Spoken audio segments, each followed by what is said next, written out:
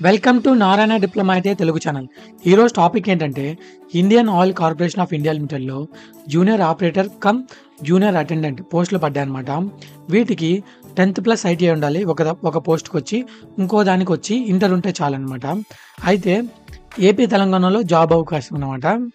ఓకేనా? వీటి యొక్క లాస్ట్ డేట్ ఎప్పుడు, శాలరీ ఎంత ఉంటుంది, ఎలా అప్లై చేయాలో మొత్తం ఈ వీడియోలో చూద్దాం. ఓకేనా?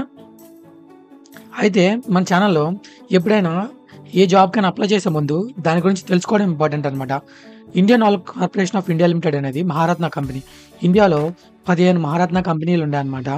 ఓకేనా? వాటిలో ఒకటి Indian oil corporation of India limited. దీంట్లో మొత్తం 31,000 ఎంప్లాయీస్ ఉన్నారనమాట. అయితే ఇదేం చేస్తుందంటే పెట్రోలియంని ప్రొడ్యూస్ చేయడం, న్యాచురల్ గ్యాస్‌ని ప్రొడ్యూస్ చేయడం, ప్లస్ ఆ పెట్రోలియం మార్కెట్ చేయడము. మనం చూస్తుంటాం కదా! బీపీసీఎల్, ఐఓసీఎల్, హెచ్‌పీసీఎల్ ఇవన్నీ మహారత్న కంపెనీస్ అనమాట. ఓకేనా? ఆయిల్‌ని ప్రొడ్యూస్ చేయడంలో చాలా బెస్ట్ కంపెనీస్ అనమాట వీటిల్ని. ఇవి గవర్నమెంట్ కంపెనీ అనమాట. Government undertaking company. గవర్నమెంట్ అండర్‌టేకింగ్‌కి, గవర్నమెంట్ కంపెనీకి నేను తేడా కూడా ఒక వీడియోలో చూపించున్నాను. ఓకేనా? అయితే వీటిలో జూనియర్ ఆపరేటర్ మార్కెటింగ్ డివిజన్ అని ఇచ్చాడనమాట. కాబట్టి మనం మార్కెటింగ్ డివిజన్‌లో ఎవరైతే ఇప్పుడు సెలెక్ట్ చేసుకుంటారో వాళ్ళని మార్కెటింగ్ డివిజన్‌లో ఏస్తారని అనుకుంటున్నాను నేనైతే. ఓకేనా? అయితే జాబ్ లోపలికెళ్తే చూడండి, ఇక్కడ జూనియర్ ఆపరేటర్ ఒక్కొక్క స్టేట్‌లో ఏవేవి పోస్టులు ఎన్నెన్ని పోస్టులు ఉన్నాయని చూడండి. మన ఆంధ్రప్రదేశ్‌కి నెక్స్ట్ చూడండి, ఆంధ్రప్రదేశ్‌కి వచ్చేసరికి టోటల్ 18 పోస్టులు ఉన్నాయి.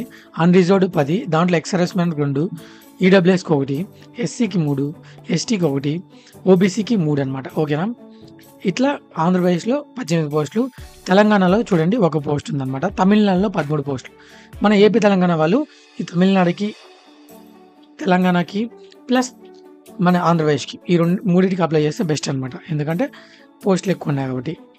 మనం ఫస్ట్ రాసిన తర్వాత సెలెక్ట్ అయిన తర్వాత మన రీజియన్ పెట్టుకోమని వాళ్ళు ఇస్తారనమాట. ఓకేనా? అప్పుడు మనం ఆ రీజియన్‌ని సెలెక్ట్ చేసుకోవచ్చు. ఇది చూడండి, ఇది ఒక పే స్లిప్ అనమాట. ఎంత సాలరీ ఉన్నదని, ఒకరికి ఎంత వచ్చిందని చూపిస్తాను చూడండి. వాళ్ళ యొక్క బేసిక్ వచ్చి 23,000 అనమాట. అయితే 49% డిఏ చూడండి.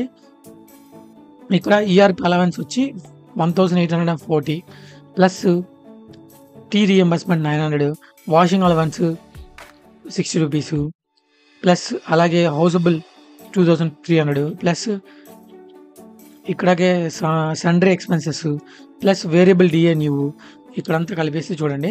వీళ్ళకి టోటల్ వచ్చేసరికి ఈ 23,000 బేసిక్‌తో ఇది న్యూ అనమాట. డిఏ 49.6 ఉంది సెంట్రల్ గవర్నమెంట్ ఎంప్లాయీస్‌కి. ఈ బేసిక్‌తో 23,000 బేసిక్‌తోను ప్లస్ డిఏ 49%తోను వాళ్ళకి టోటల్ వచ్చేసరికి 34,000 ఇన్ హ్యాండ్ సాలరీ వస్తుందండి. ఇది లేటెస్ట్‌ది అనమాట పే స్లిప్ నేను చూసుకుంది. జనవరి 2025. ఓకేనా? ఇలా చూడండి, వీళ్ళ ఎడ్యుకేషనల్ క్వాలిఫికేషన్ ఏవి కావాలంటే చూడండి, జూనియర్ ఆపరేటర్‌కి 10th ఉండాలి. 10th ప్లస్ 2 ఇయర్స్ ఐటీఐ చేసి ఉండాలి. ప్లస్ వీటిలో ఏదో ఒకటి ఎలక్ట్రానిక్ మెకానిక్ గానీ, ఇన్స్ట్రుమెంటేషన్ మెకానిక్ గానీ, ప్లస్ ఎలక్ట్రీషియన్ గానీ, మెషినిస్ట్ గానీ, ఫిట్టర్ గానీ, మెకానిక్ కమ్ ఆపరేటర్ గానీ వీటిల్లో ఏది చేస్తున్నా ఓకే అనమాట. వాళ్ళు ఎలిజిబుల్ అనమాట. దాంతో పాటు మినిమమ్ 1 ఇయర్ ఎక్స్‌పీరియన్స్ అడుగుతున్నాడు.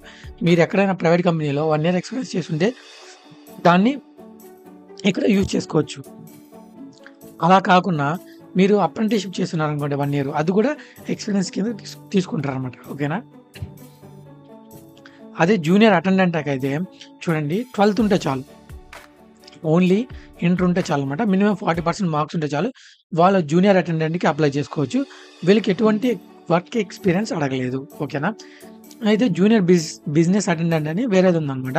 దీనికి గ్రాడ్యుయేట్స్ చేసి ఉండాలనమాట. Graduate with 45% attendant, 45% marks in మనకి అదే ఫైనల్‌గా అనమాట.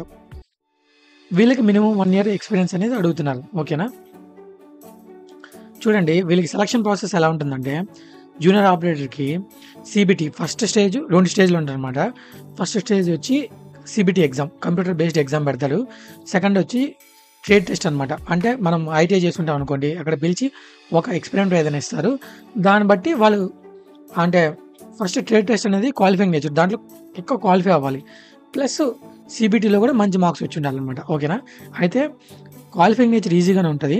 మనకు వచ్చిన మార్క్స్ బట్టి వాడు సెలెక్ట్ చేస్తాడనమాట. ఓకేనా?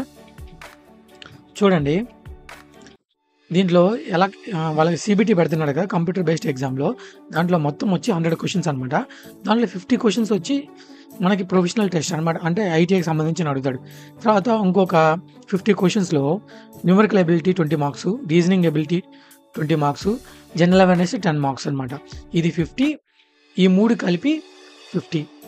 టోటల్ 100 మార్క్స్ అనమాట. అయితే ఇంగ్లీష్ లేదనమాట. అది గుర్తుపెట్టుకోండి. ఓకేనా? అయితే దీని లాస్ట్ డేట్ వచ్చి 23/2/2025 అనమాట. అయితే ఎలా అప్లై చేయాలో చూపిస్తాను. ప్లస్ దీని యొక్క ఫుల్ నోటిఫికేషన్ అనేది లింక్‌లో ఇచ్చాననమాట. డిస్క్రిప్షన్‌లో ఇచ్చున్నాను. అది కూడా మీరు అప్లై చేసుకోవచ్చు. ఎలా అప్లై చేయాలో చూపిస్తానని చెప్పాను కదా! ఇక్కడ చూడండి ఐఓఎస్ఎల్ జూనియర్ ఆపరేటర్ అప్లై ఆన్‌లైన్ అని టైప్ చేశాను కదా! ఇక్కడ చూడండి ఇక్కడ హెడ్డింగ్ కనపడుతుందా? లేటెస్ట్ జాబ్ ఓపెనింగ్స్ అని కనపడుతున్నాయి కదా! దాని మీద క్లిక్ చేశాననమాట. క్లిక్ చేశాక మనకి లోపల ఈ విధంగా ఓపెనింగ్ అవుతది. చూడండి లేటెస్ట్ జాబ్ ఓపెనింగ్స్ అని కనపడుతున్నాయి కదా! దాంట్లో first click here to apply online అని ఉంది కదా! దాని మీద క్లిక్ చేస్తామన్నమాట. చేశాక చూడండి న్యూ రిజిస్ట్రేషనా లేకపోతే ఆల్రెడీ రిజిస్టర్ అయినామా అని అడుగుతదనమాట. అయితే మనం ఫస్ట్ ఇక్కడ click here for new registration అని ఉంది చూసారా? దీని మీద క్లిక్ చేయాలన్నమాట. ఓకేనా? Click here for new registration అని ఉంది కదా! దీని మీద క్లిక్ చేస్తానన్నమాట. క్లిక్ చేశాక ఇక్కడ చూడండి మనకి ఫస్ట్ పేజ్ వచ్చి బేసిక్ ఇన్ఫో ఇవ్వాలి ఇక్కడ. తర్వాత ఫోటో సిగ్నేచర్ ఇక్కడ అప్లోడ్ చేయాలి. తర్వాత డీటెయిల్స్ ఇక్కడ ఎంటర్ చేయాలి. రివ్యూ ఇక్కడ అప్లోడ్స్ ఏమన్నా అంటే మన 10th క్లాస్ మార్క్ లిస్ట్ అవన్నీ అడుగుతారు కదా! ఐటీఐ మార్క్ లిస్ట్ ఇవన్నీ అవి ఇక్కడ అప్లోడ్ చేయాలి. పేమెంట్ లాస్ట్‌దనమాట. ఇవంతా ఫిల్ చేస్తే అప్లై అయిపోయినట్టే అనమాట. ఇక్కడ చూడండి ఫస్ట్ నేమ్ అంటే మన ఫస్ట్ గుడిమిరాళ్ళ మహేష్ అనుకోండి. గుడిమిరాళ్ళ ఫస్ట్ నేమ్. తర్వాత అదే నేమ్ కన్ఫర్మ్ గుడిమిరాళ్ళ అని ఇక్కడే టైప్ చేయాలి. మళ్ళా మిడిల్ నేమ్ వచ్చి మహేష్. తర్వాత కన్ఫర్మ్ మిడిల్ నేమ్ దగ్గర మళ్ళా మహేష్ అనే టైప్ చేయాలి. తర్వాత లాస్ట్ నేమ్ ఏం లేదనుకోండి ఏం పెట్టవలసిన అవసరం లేదు. కిందకొచ్చిన తర్వాత మన మొబైల్ నెంబర్ ఇవ్వాలి. కన్ఫర్మ్ మొబైల్ నెంబర్ చేయాలి. తర్వాత ఆల్టర్‌నేటర్ మొబైల్ నెంబర్ ఏదైనా ఉంటే ఇవ్వాలి. మన ఈమెయిల్ ఐడీ ఏదైతే వర్కింగ్‌లో ఉంటదో అది ఇవ్వాలనమాట. ఇక్కడ జీమెయిలా కాదా అని మనది జీమెయిల్ అనుకోండి. జీమెయిల్ సెలెక్ట్ చేసుకోవాలి. తర్వాత కన్ఫర్మ్ ఈమెయిల్ ఐడీ కూడా ఇవ్వాలి.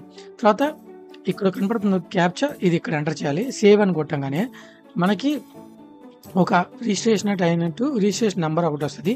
మనం ఇప్పుడు లాగౌట్ అయినా కానీ ప్లస్ మనకి రిజిస్ట్రేషన్ నంబర్ వస్తది కదా! దాంతో మనం లాగిన్ చేసుకోవచ్చు. ఓకేనా? ఇప్పుడు ఇలా మనం అప్లై చేసుకోవాలనమాట. ఓకేనా అండి?